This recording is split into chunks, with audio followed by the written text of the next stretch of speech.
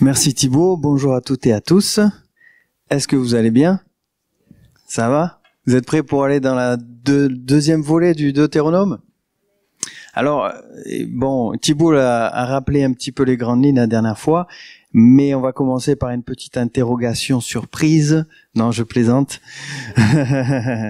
Qu'est-ce que vous avez retenu de la semaine dernière? Allez, on va faire, il y a 4 tables. Première table, deuxième table. Oui? Oui, promesse tripartite. On va y revenir d'ailleurs. Oui. Oui. Super. On reviendra là-dessus.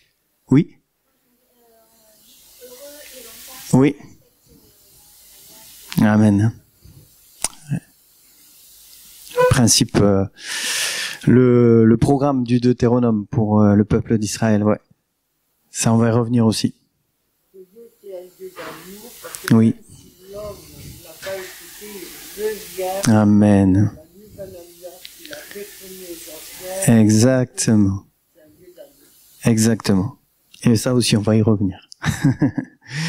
Et la première table?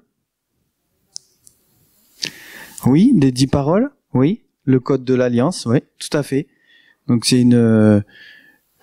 on pourrait croire une simple répétition, mais en fait, c'est une actualisation de ces commandements. Et on avait vu dont un, justement, le Shabbat, qui est vu un petit peu différemment dans le Deutéronome, puisque c'est ce jour-là qu'on se souvient de la délivrance d'Israël. C'est le jour où Dieu veut libérer. C'est pour ça que Jésus va libérer les gens de la maladie, de l'oppression, spécialement le jour du Shabbat. Parce que ça fait appel à cette notion qu'on trouve dans le Deutéronome. Souviens-toi. Voilà, je ne sais pas si c'était ça que vous vouliez dire. Alors on y va. Pourquoi le Deutéronome est-il si important? Partie 2.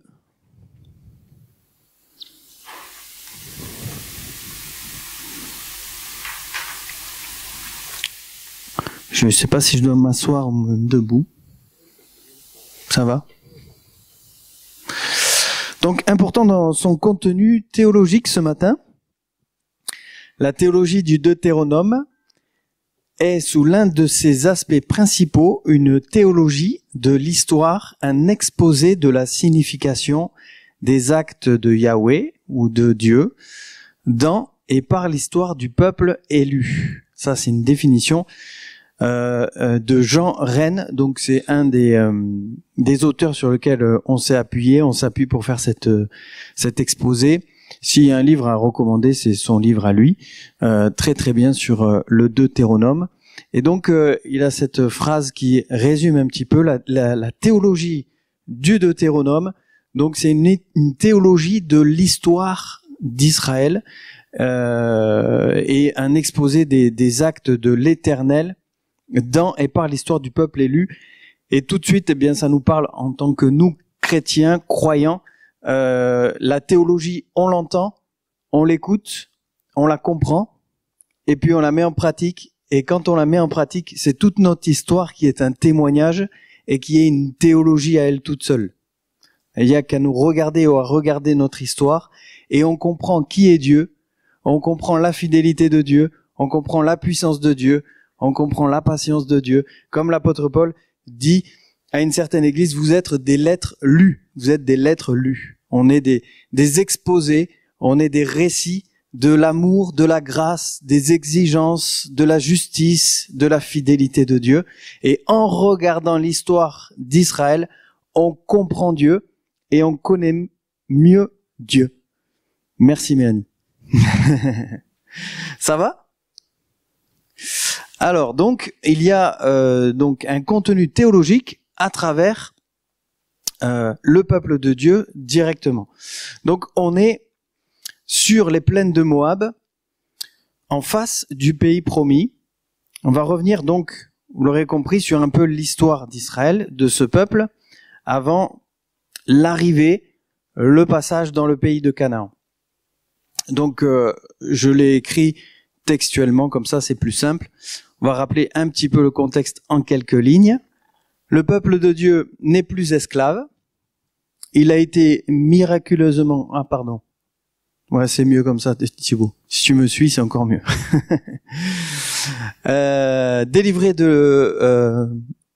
Miraculeusement délivré par Dieu de la main de Pharaon, il est libre et il forme véritablement un peuple. Je crois que vous avez vu juste avant avec Bruno le livre de l'Exode. Hein. Donc on voit que dans le livre de l'Exode est raconté la délivrance.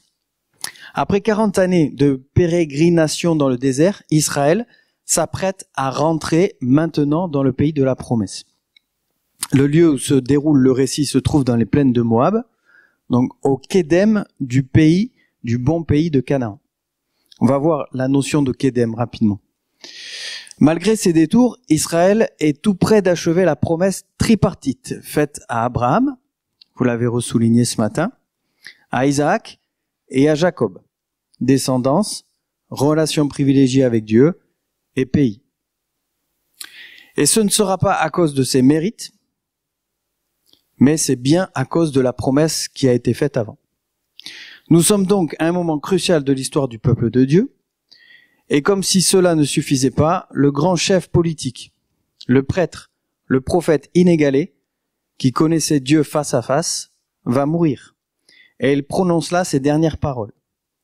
Donc, ô combien on imagine que ces paroles sont importantes et méritent d'être écoutées. Ça va pour tout le monde? On va revenir sur la notion de Kédem. Vous aurez, je le rappelle, les diapos. Hein.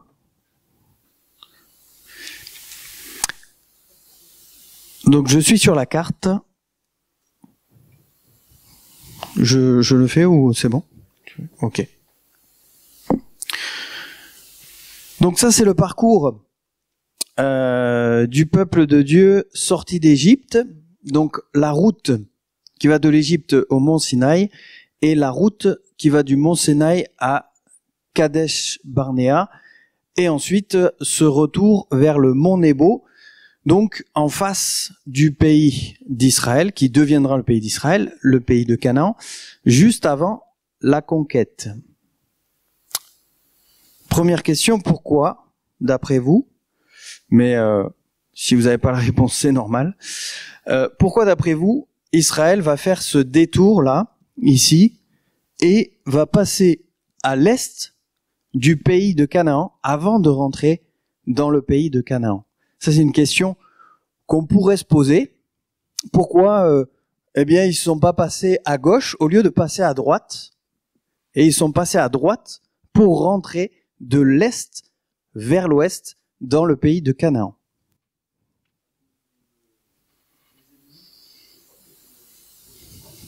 Alors, c'est un petit peu différent de la sortie de l'Exode. Hein.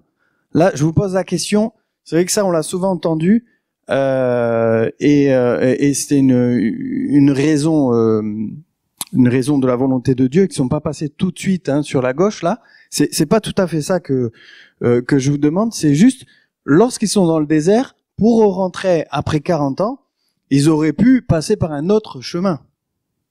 Pas tout de suite à la sortie d'Égypte. Vous voyez ma question? Oui, alors ça, c'était à la sortie d'Égypte. Hein? Mais après, on se dit, on sait pas en fait pourquoi il est passé à droite, pourquoi il est passé à gauche. Mais on peut trouver une raison lorsque on connaît la notion de Kédem. La notion de Kédem, c'est très simple. Enfin, on va juste l'aborder un tout petit peu ce matin ensemble, parce qu'elle a une double notion, une notion géographique et une notion temporelle. On va rester sur la notion géographique. Kédem, ça veut dire Orient, Est. Et dans la parole de Dieu, dans la Genèse, et dans d'autres passages aussi, tout ce qui est relatif à l'Orient, c'est tout ce qui est négatif. L'ennemi vient toujours de l'Orient. En fait, le Juif, quand il se positionne, alors, j'espère que je vais pas perdre des gens ce matin, mais pour nous, le Nord, il est en face de nous. Hein, on se repère comme ça, le Nord, l'Est à droite et l'Ouest à gauche. Ça va? On connaît tous la météo, on sait comment ça se passe. Mais pour le Juif, il se tourne, lui, vers l'est. Ce qu'il a en face de lui, c'est l'est, c'est pas le nord. Donc en fait, il est positionné comme ça.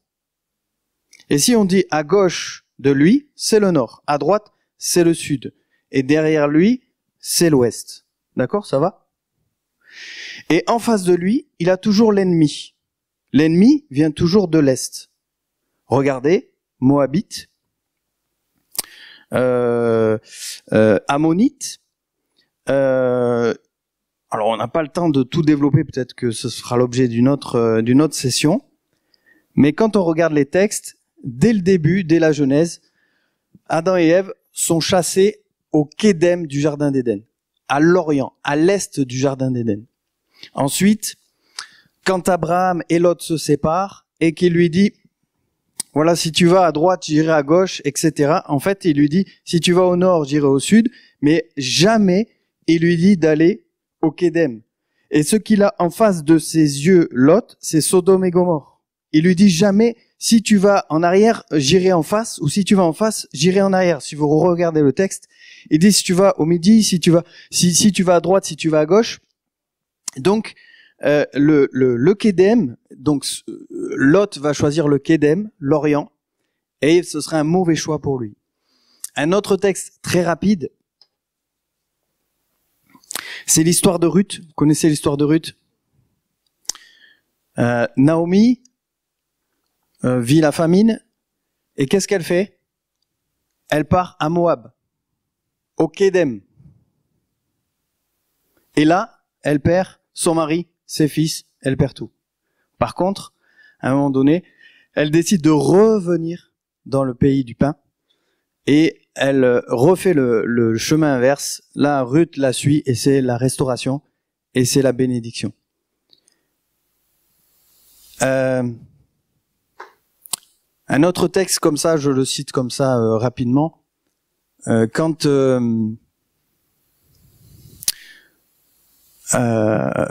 Abraham va avoir Isaac, plus tard, il nous est dit dans un chapitre de la Genèse, j'ai oublié la référence, c'est pour ça que je cherche un petit peu, mais il va envoyer ses fils qui sont pas nés de la promesse, et je parle pas d'Ismaël, mais ses autres fils qu'il aura avec une autre femme, il va les envoyer vers l'Orient. Il veut pas mélanger le fils de la promesse avec les fils des autres femmes qu'il aura par la suite. Donc il les protège. Ensuite, on a aussi ce récit où une fenêtre est ouverte, on va dire comme ça, et une flèche est lancée. Elle est lancée vers l'Orient, vers les ennemis. Vous voyez ce texte dans le livre des Rois?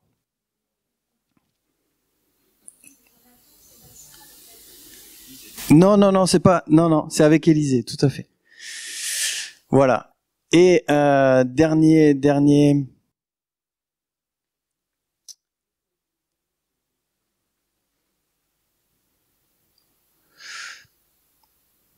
Et souvent, d'ailleurs dans le Deutéronome on l'a, tout ce qui est Orient, c'est les choses occultes. Alors on a l'image de la grâce avec Jésus, les mages qui viennent d'Orient, c'est très très très symbolique. Ça préfigure la grâce du Seigneur qui va ouvrir cette alliance à tous les peuples. Mais tout ce qui est Orient, c'est assez négatif, c'est les ennemis, c'est les mauvaises choses spirituelles, c'est tout ce qui va être en opposition avec le peuple d'Israël. Peut-être que vous pensez à un certain texte d'Ézéchiel où il est dit que l'ennemi viendra du nord, du Tsaphon. Effectivement, il vient du nord, mais si vous regardez bien la prophétie, dans Ézéchiel 37 et 38, si je me trompe pas, 38 ou 39, il va passer au Kédem avant de vouloir envahir le peuple de Dieu sur Israël, mais bien sûr, il ne va pas y parvenir, parce que l'armée de Dieu va se positionner. Là, on est dans la fin des temps, mais c'est intéressant, certains l'ont souligné avant moi, si vous tracez une ligne entre Jérusalem, directement au nord, vous arrivez à Moscou. Et certains ont pensé que Gog et Magog, donc c'était par là-bas. Et on peut imaginer que plus tard, eh bien, les Russes décident d'envahir Israël pour des raisons économiques ou de gaz pétrolier, qu'on a retrouvé d'ailleurs dans les mers de Méditerranée. Ça, c'est un petit laïus, un petit aparté. Mais c'est intéressant de voir que même si l'ennemi peut venir du nord, il va se positionner au Kédem pour envahir Israël. Donc là, ici, on a très symboliquement donc Israël qui va conquérir et qui va se positionner sur les plaines de Moab. Moïse va donner ses dernières paroles, c'est-à-dire c'est le moment de rentrer dans le pays promis, et on y va, et on passe du Kédem à la promesse. Ça va pour tout le monde ? Ce que je trouve, je sais pas si on entend, ce que je trouve impressionnant dans la carte là, c'est qu'ils ont fait un grand détour en vert, hein. Oui. Ils ont fait quand même un grand détour en réalité pour ne pas faire la guerre à Édom et à Moab. Et ça, je crois qu'on le voit dans le Deutéronome. Et en fait, c'est vraiment, ils n'ont pas été gentils parce qu'ils leur ont fait faire un détour de fou. Oui. Parce que ce qui a l'air de quelques centimètres sur une carte, c'est des jours et des jours de marche dans le désert. C'est vrai. En les laissant, Israël dans le Deutéronome, et Dieu s'en souviendra. Même notre eau et notre pain, on le paiera, tu vois. Et non, ils n'ont pas voulu. Et Dieu a pas voulu qu'Israël fasse la guerre à ces peuples qui lui ont refusé de passer par leur pays. Ils ont fait un grand détour, hein, pour contourner Édom et Moab, pour arriver là-bas au Mont Nebo. Exactement. Et Dieu s'en souviendra. Mais c'est vrai que à ce moment-là, ils auraient pu aussi faire marche arrière et repasser par Gaza. Vous voyez, il fallait qu'ils passent par là. Il fallait qu'ils soient là et pour vivre aussi, voilà, de l'est vers l'ouest.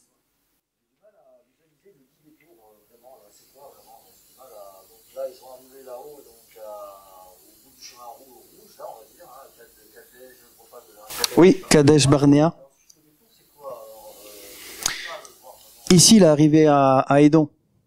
À Édom. À Pudon, enfin par là. Je sais pas si, voilà. Voilà. Et après, hop, ils sont redescendus. Et repassés par là. Non.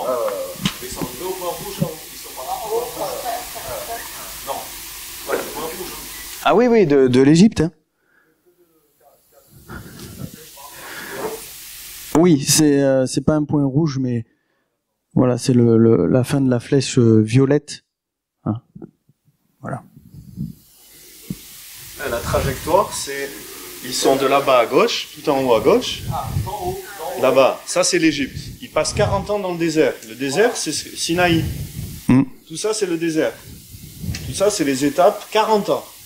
40 ans, la ligne rouge. Mais le Deutéronome, c'est la fin des 40 ans. C'est ça. Donc, c'est le début de la ligne verte. Quand le Deutéronome, c'est la fin des 40 ans dans le désert. Donc, la ligne verte, le Deutéronome, c'est ça le début. Donc, ils sont là, et ils vont essayer de passer par Édom, pour passer par l'Est, comme explique Johan. Mais en fait, Édom va refuser. Et donc, comme disait Christophe, ils vont devoir aller vers le sud, refaire tout le tour d'Édom et de Moab, pour arriver au Mont Nebo, où Moïse va donner le Deutéronome. Hein, c'est ça.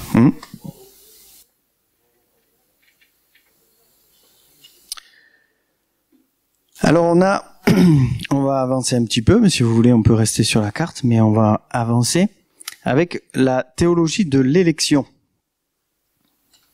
à travers le peuple d'Israël. On a cette pensée théologique de l'élection. Dieu a choisi de vous aimer, et il y a la première notion fondamentale de la grâce, on l'a entendu tout à l'heure aussi, quelqu'un a retenu ça. Donc, dans le Deutéronome, on voit que c'est Dieu qui a choisi d'aimer, et il y a la première notion ici d'amour associée à celle de choix. Et l'amour, bien sûr, c'est un ressenti, c'est une alchimie, c'est quelque chose de particulier. mais c'est aussi un choix. Hein, quand on se marie, on choisit d'aimer cette personne. On pourrait dire comme le Deutéronome, de tout son cœur, de toute son âme, de toute sa force, mais pour le meilleur et pour le pire. Et c'est pas une question de circonstance, mais c'est une question d'engagement et de choix. Et là est le véritable amour. Hein, amour 1 Corinthiens 13. Il dépend pas toujours de ce que l'on reçoit ou de ce que l'on ressent, mais c'est une position de cœur. Et dans cette position de cœur, eh bien, Dieu nous unit et Dieu nous bénit. Donc, Dieu va choisir Israël, va choisir de l'aimer. C'est le premier livre, le Deutéronome, à utiliser le verbe bar pour exprimer un contenu théologique. Donc, cette théologie de l'élection qui est associée au verbe aimer et qu'on retrouve dans le livre d'Osée. Donc c'est les seules fois en fait. Et le verbe choisir donc exprime une notion fondamentale de la grâce. L'Éternel a choisi d'aimer Israël et au regard de son histoire, de sa rébellion, de ses désobéissances, ce choix il demeure inexplicable. On voit bien que c'est pas à cause des mérites du peuple d'Israël, mais c'est vraiment à cause de l'amour inconditionnel de Dieu, parce qu'il a choisi de les aimer et il a choisi de se révéler à eux. On sait que dans le désert, vous l'avez vu dans l'Exode, il y a la rébellion, il y a le veau d'or, etc. Ils méritaient pas en fait d'aller jusqu'au bout de la promesse, mais c'est parce que Dieu avait choisi et Dieu avait annoncé à Abraham, à Isaac, à Jacob. Il s'était révélé dans cette promesse tripartite et cette promesse va s'accomplir. C'est là que, dans le Deutéronome, on voit précisément qu'on découvre un Dieu qui ne se lasse pas d'aimer et que ce qu'il a promis, il accomplit. Un choix qui en induit un autre. L'alliance contractée avec Israël implique une réciprocité. Tu aimeras l'Éternel ton Dieu de tout ton cœur, de toute ton âme, de toute ta force. Et si Dieu aime son peuple, il attend en retour qu'il observe ses commandements, qu'il choisisse à son tour de l'aimer, de s'attacher à lui et de le servir. Comment le faire? Eh bien, en respectant le décalogue, les 10 paroles. C'est ce que exprime le Deutéronome. Le Deutéronome tout entier est un commentaire de ces 10 paroles. Comment ne pas oublier Dieu? Comment le servir? Comment se comporter au quotidien, comment agir et réagir à l'égard de son prochain, des nations, etc.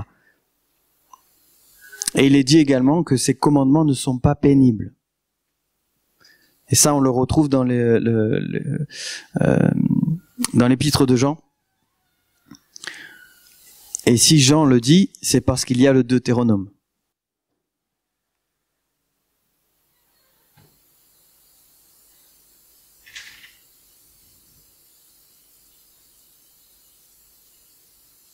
Est-ce que vous voulez réagir par rapport à ça? Est-ce que ça vous fait penser à certaines choses?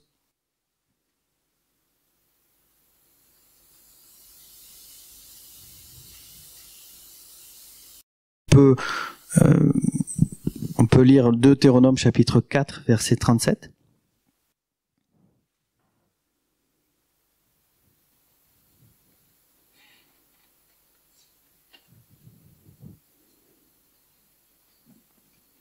Il a aimé tes pères, il a choisi leur postérité après eux, et il t'a fait lui-même sortir d'Égypte par sa grande puissance. Deutéronome 4, 37. Il a aimé tes pères. C'est à cause de cet amour. Chapitre 7 aussi.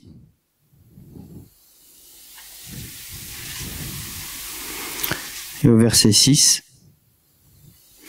Car tu es un peuple saint pour l'Éternel ton Dieu. L'Éternel ton Dieu t'a choisi pour que tu fusses un peuple qui lui appartint entre tous les peuples qui sont sur la face de la terre. Ce n'est point parce que vous surpassez en nombre tous les peuples que l'Éternel s'est attaché à vous et qu'il vous a choisi, car vous êtes le moindre de tous les peuples. Ça va, on retrouve la notion d'amour, on la retrouve de choix, et la notion de immérité. Ça, c'est la définition de la grâce, c'est une faveur imméritée. Et pour nous, c'est exactement la même chose. Quand on réalise que c'est une faveur imméritée, que d'avoir accès à Dieu, que d'avoir accès à ses bénédictions, que d'avoir accès à sa parole, eh bien alors on est dans les mêmes conditions que le peuple de Dieu, donc dans le Deutéronome. On va lire aussi chapitre 10.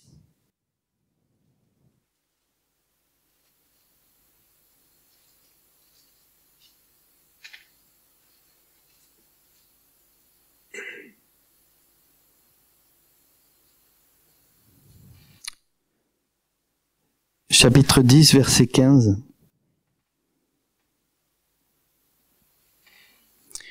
Et c'est à tes pères seulement que l'Éternel s'est attaché pour les aimer, et après eux, c'est leur postérité. C'est vous qui l'a choisi d'entre tous les peuples, comme vous le voyez aujourd'hui. Et pour être encore plus convaincu, chapitre 14, verset 2.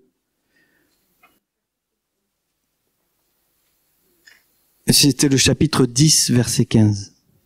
Et là, c'est le chapitre 14, verset 2. Car tu es un peuple saint pour l'Éternel ton Dieu, et l'Éternel ton Dieu t'a choisi pour que tu fusses un peuple qui lui appartint entre tous les peuples qui sont sur la face de la terre. Donc il y a vraiment cette notion d'élection, et dans la notion d'élection, il y a cette notion d'amour inconditionnel, immérité, que nous avons nous aussi.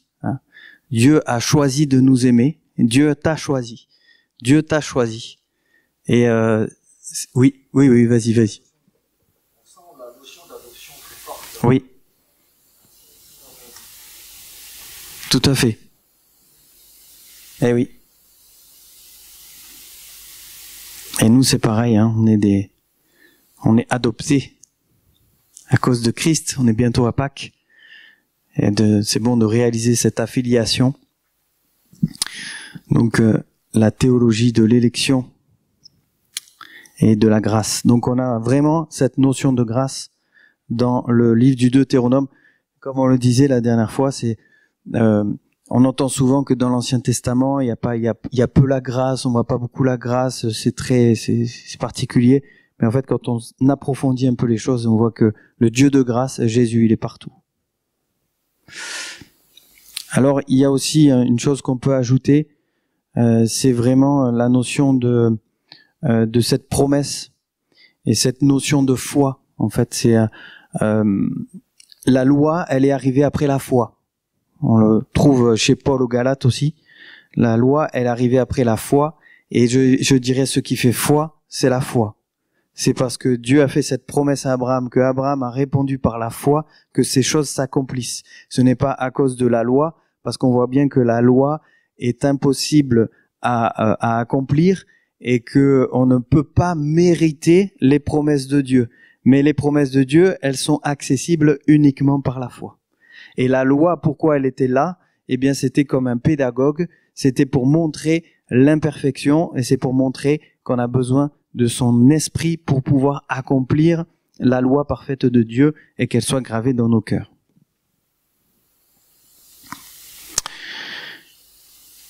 Ouais, c'est riche. On passe à la théologie du lieu. La théologie du lieu. Alors, il faut que je trouve en même temps, mais voilà, c'est là. Tac. Donc un lieu unique, on a ça dans le Deutéronome.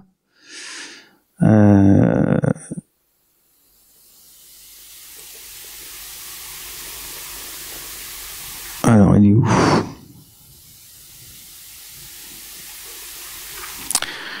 Voilà. On a cette notion de sainteté de mis à part aussi. Dans le Deutéronome, Dieu appelle son peuple à se séparer des croyances environnantes et à se rassembler en un seul lieu. Donc, est-ce qu'on a la référence? Non, on a la référence d'un livre, mais ça c'est pas important. Donc, on peut aussi dégager où il y a une puissante éthique qui se dégage de cette pensée de centralisation. Donc on a dans le Deutéronome l'idée que bon, il y a les fêtes de l'Éternel, etc. aussi. Il faut aller ensemble vers un seul lieu. Et donc dans ce lieu, eh bien se dégage l'idée d'unité, de rassemblement et de partage. Tout de suite, nous, ça nous fait penser à un lieu où on aime se retrouver, c'est l'Église. Amen. C'est pour ça que c'est important d'avoir un lieu de rassemblement. Encore plus aujourd'hui, moi, quand j'ai vu tout ce qui était confinement, toutes ces choses, l'Église à la maison et tout ça, c'est bien, mais ça a ses limites. Et on voit que c'est une véritable volonté de Dieu que les gens se rassemblent en un même lieu. Pourquoi ? Parce que dans un lieu qui est neutre, je dirais, qui est rassembleur, eh bien, il y a on se débarrasse de toutes les barrières sociales. C'est un lieu qui sera accessible aux riches comme aux pauvres. C'est un lieu central. C'est un lieu aussi symboliquement, c'est la montée. Là, ici, dans le Deutéronome, il n'est pas question de Jérusalem. Il n'y a pas le nom Jérusalem, mais on sait que ce sera Jérusalem par la suite. Mais avant, il y a Silo et tout ça, mais c'était Jérusalem. Donc il y a une idée aussi d'unité du pays, et c'est là où il y a un signe d'unité, de rassemblement, de partage. Et le peuple est invité aussi à supprimer définitivement les croyances qu'il va rencontrer dans ce pays. C'est un avertissement au syncrétisme, au mélange. Dieu a mis à part Israël, il l'a appelé à être saint, à être mis à part spirituellement, et c'est pour cela qu'il ne doit pas se mélanger aux autres croyances qu'il va rencontrer dans le pays de Canaan. Vous le savez mieux que moi, où il y a des pratiques extrêmement horribles quant à la vie, justement. On a rappelé que Dieu, c'est le Dieu de la vie à travers les commandements du Deutéronome, et notamment dans les sacrifices d'enfants, etc. Donc Dieu ne peut pas être d'accord avec ça, et il veut mettre à part son peuple pour l'éduquer. Son peuple ne doit pas imiter les autres nations qui l'environnent, il ne doit pas être contaminé par ces derniers. Donc c'est ça la sainteté. Alors nous aussi dans la chrétienté, on doit faire attention, et dans le Nouveau Testament c'est bien dit concernant les fausses doctrines, etc. Donc s'éloigner de ces choses, hein, c'est pas nouveau. Ça vient d'où ? Ça vient du Deutéronome. Donc voilà, il y a quelque chose de fort qui se dégage, et c'est pas pour rien que les pasteurs invitent les croyants à se rassembler dans un même lieu. Il y a une unité. On a tous à la pensée ce psaume aussi, hein, car il est doux et agréable pour des frères et des sœurs de demeurer ensemble. Donc bien sûr, le lieu unique, le temple, ce sera aussi nous, hein, on est tous des temples, on est tous des lieux de rencontre. Mais il y a un moment où il faut se rassembler, parce que Dieu aime l'unité, et Dieu aime le rassemblement des croyants. Parce que imaginez que Dieu dirait oui, il faut avoir un culte, il faut penser à Dieu, etc. Je pensais qu'on avait atteint le maximum avec les travaux la dernière fois. Non, je plaisantais, pas de souci. Mais donc le culte, c'est pas une question de moyens ou de richesse, mais ce sera accessible à tous. Hein, et ça, c'est important. Notamment aussi au niveau des sacrifices. On va passer à la diapo suivante. La théologie responsable. Donc, quelqu'un l'a souligné tout à l'heure, l'appel à la vie et au bonheur, le programme de Dieu, sera conditionné donc par l'observance des commandements de Yahweh. Et on va voir qu'il y a un avant et un après Sinaï.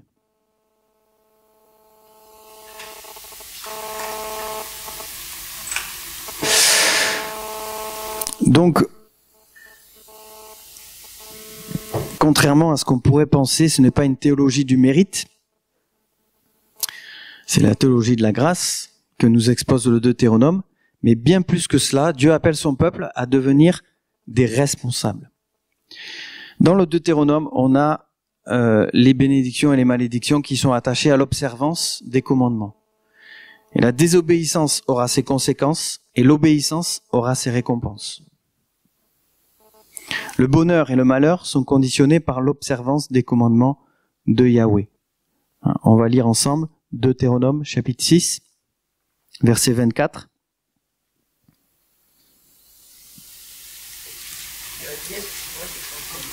Deutéronome chapitre 6, verset 24.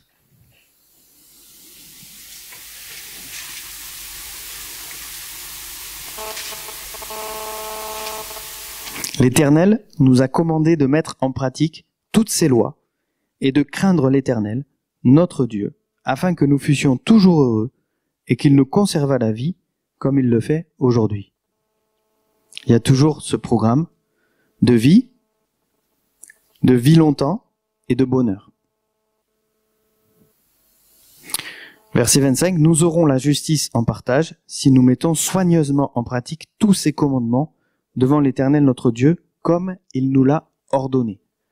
Donc il y a une grâce, mais il y a en même temps une exigence. Deutéronome chapitre 30.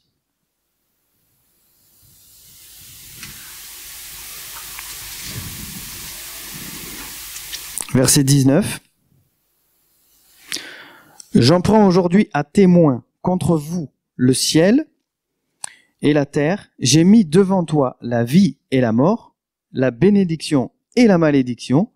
Choisis la vie afin que tu vives, toi et ta postérité, pour aimer l'Éternel ton Dieu, pour obéir à sa voix et pour t'attacher à lui, car de cela dépend de ta vie et la prolongation de tes jours, et c'est ainsi que tu pourras demeurer dans le pays que l'Éternel a juré de donner à tes pères, Abraham, Isaac et Jacob. Donc il leur dit, la promesse, elle arrive, le dernier pan de la promesse arrive, c'est pas à cause de vous, c'est à cause de la promesse que j'ai faite à vos pères, ça découle sur vous. Mais maintenant que vous y êtes, si vous voulez être heureux, si vous voulez y rester, il faut observer mes commandements.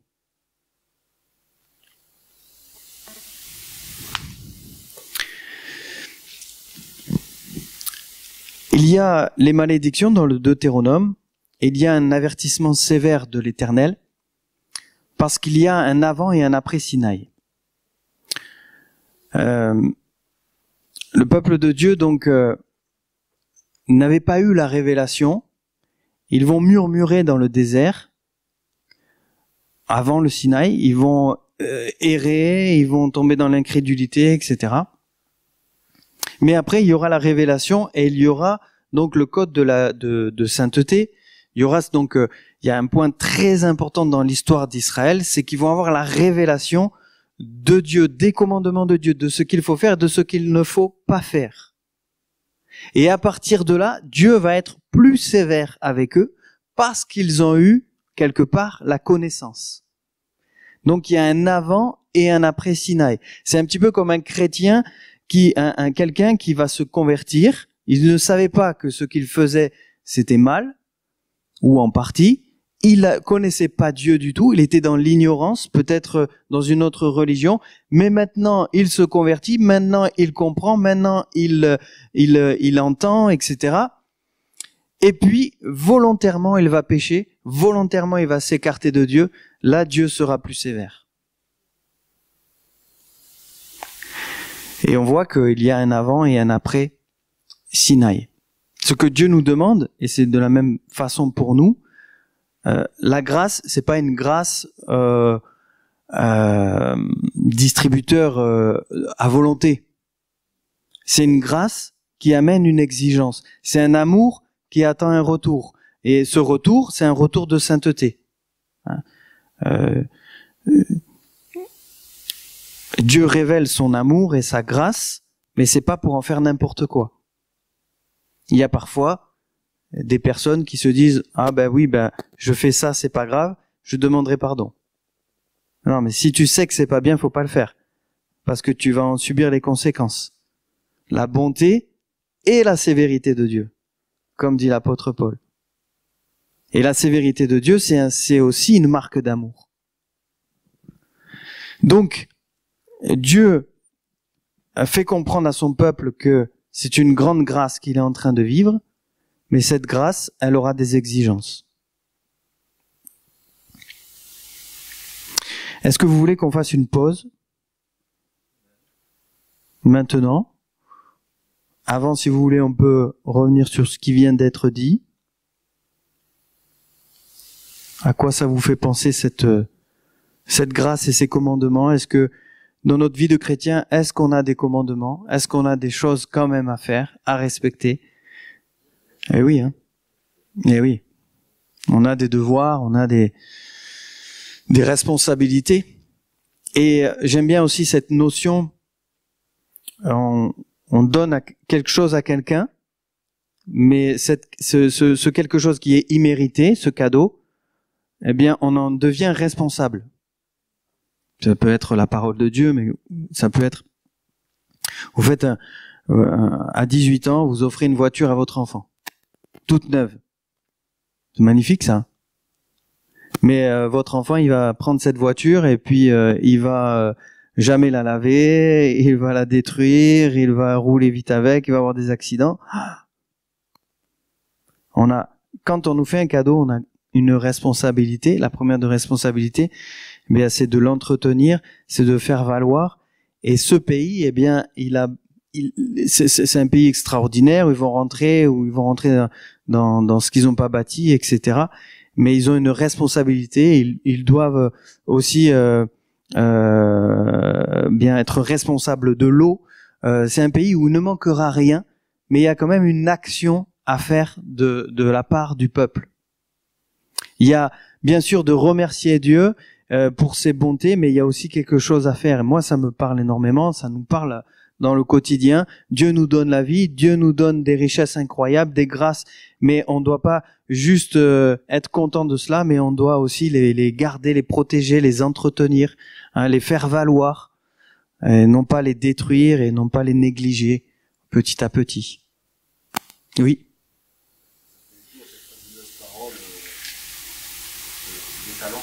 Ah oui, tout à fait.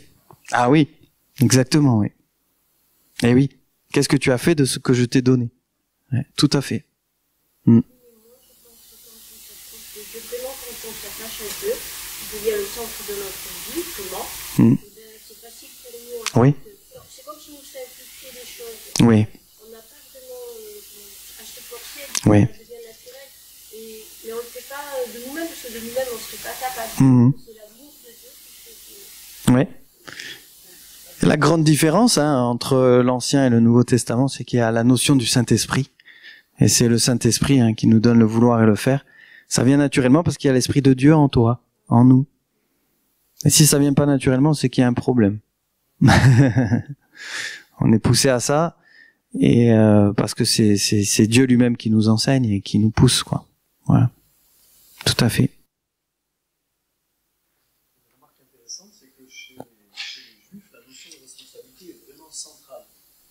Et même, je trouve que ce qui est fort, c'est qu'on peut même considérer que ce qu'on voit ici dans le Deutéronome et dans la loi de Dieu, dans l'Ancien Testament, c'est l'apport principal, un des grands apports de chez le Messie, à la parole de Dieu, mais des grands apports de la culture judéo-chrétienne dans le monde. Parce que toutes les autres civilisations, c'est beaucoup du fatalisme. C'est beaucoup l'homme qui dit, c'est comme ça, elle est dure la vie. Mektoub, tout est écrit. Voilà. Les Juifs, vraiment, c'est la pensée juive. Et ça s'est transmis à l'Occident, et ça a permis le développement de l'Occident. C'est penser qu'on est des êtres responsables. Et même chez les Juifs, cette idée, parce que tu as parlé de l'élection aussi, pour revenir sur la théologie de l'élection, les Juifs disent toujours, pour nous, l'élection, c'est une responsabilité. On n'est pas élu pour être des privilégiés qui jouissent de la vie, mais on est élu parce qu'on est responsable de porter la parole et de porter le message de Dieu au monde. Les oracles de Dieu. L'élection et responsabilité sont reliées. Ouais.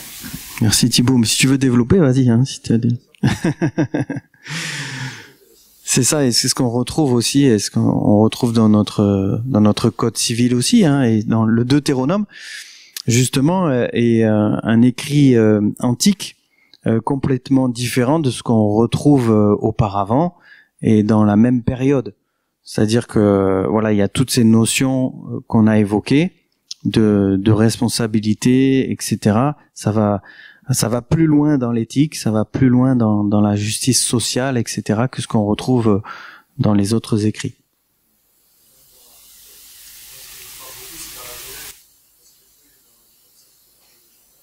Oui, tout à fait.